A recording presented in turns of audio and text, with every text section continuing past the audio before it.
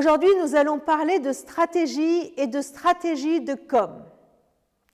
Vous imaginez un peuple de plusieurs milliers de personnes dans un désert en train de voyager. Comment ils vont faire pour voyager? Comment Dieu va faire pour guider son peuple? Un peuple nombreux. Est-ce qu'il va mettre en place un GPS? Est-ce qu'il va distribuer des téléphones portables à tout le monde? Ou est-ce qu'il va dire « Eh oh, je suis là » Comment il va faire? Dans Nombres chapitre 9, verset 15, jusqu'au chapitre 10, verset 10, nous voyons comment Dieu met en place une stratégie de communication avec son peuple. Deux éléments. D'abord, la nuée. La nuée couvrait le tabernacle qui était là au milieu du peuple. Et le peuple qui était là autour de ce tabernacle voyait tout cela. Et quand le peuple remarquait que la nuée se levait, c'était le signal qu'il fallait partir, qu'il fallait rassembler ses affaires, faire son sac, plier la tente et que c'était le moment de partir. Deuxième élément que Dieu a donné à son peuple, c'est des trompettes. Deux trompettes. Quand les deux trompettes sonnaient ensemble, ça voulait dire que tout le peuple devait se rassembler, que Moïse avait quelque chose à leur dire. Mais si une seule trompette sonnait, il n'y a que les responsables d'équipe, les responsables de clan qui devaient venir. Et là, ils se rassemblaient. Et si la trompette sonnait avec des cris de guerre, ça voulait dire que l'ennemi attaquait et qu'il fallait être prêt au combat.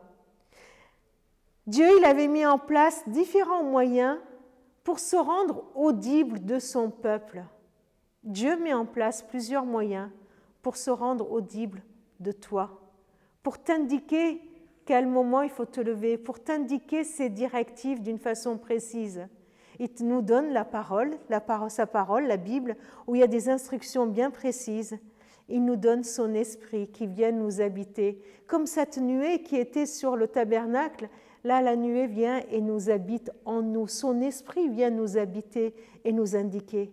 Alors il faut qu'on aiguise nos oreilles pour entendre cette trompette, aiguiser nos yeux pour voir la nuée qui se lève, aiguiser nos cœurs pour être sensibles aux directives de Dieu.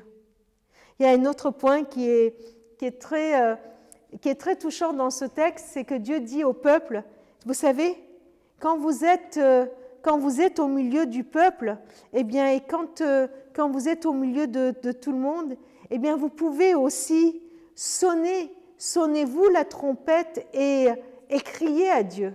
Et quand vous crierez à Dieu, eh bien Dieu vous écoutera.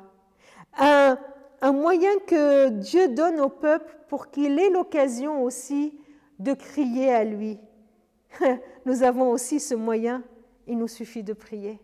Il nous suffit de nous mettre à prier et nous avons la certitude que Dieu nous entend. Dieu nous entend, il nous écoute, il est sensible à notre cri. Alors voilà, Dieu veut communiquer avec nous. Et Dieu est attentif à notre cri, à notre voix qui s'élève vers lui. Qu'est-ce qu'il te communique aujourd'hui? Et qu'est-ce que toi, tu as à lui dire aujourd'hui? Alors n'hésite pas à utiliser ces moyens de communication qu'il nous donne. N'hésite pas à crier vers lui. Il nous promet d'entendre nos cris. Merci Seigneur pour ton désir de communiquer.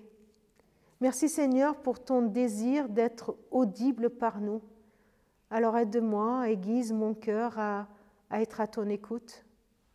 Merci Seigneur parce que ton oreille est toujours prête à écouter nos cris. Merci pour tous les cris que tu entends aujourd'hui et auxquels tu vas répondre, parce que tu nous l'as promis, que tu es fidèle. Amen.